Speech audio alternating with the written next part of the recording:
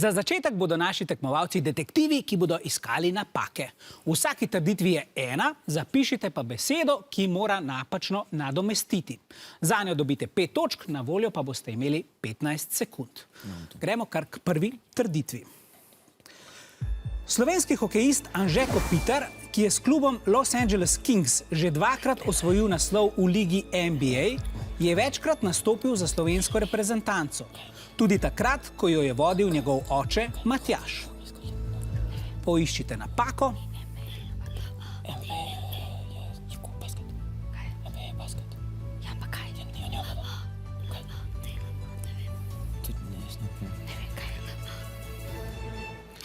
Poglejmo, kako ste odgovorili.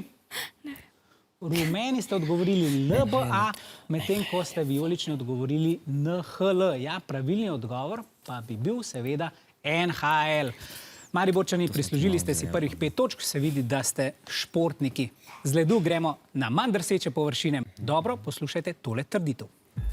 Beton. Trden gradbeni material, ki so ga izumili že stari Rimljani, dobimo tako, da mešanici žagovine in vode kot vezivo dodamo cement.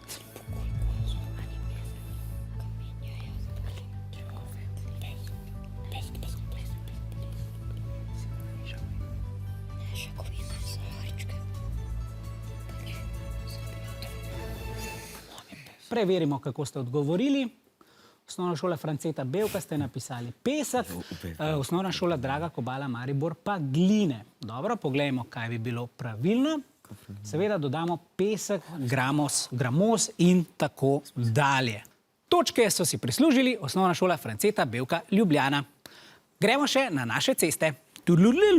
Če ni označeno drugače, na slovenskih cestah veljajo naslednje omejitve hitrosti. V naselju 50 km/h, izven naselja 80 km/h in na avtocesti 130 km/h. Prosim za vaša odgovora.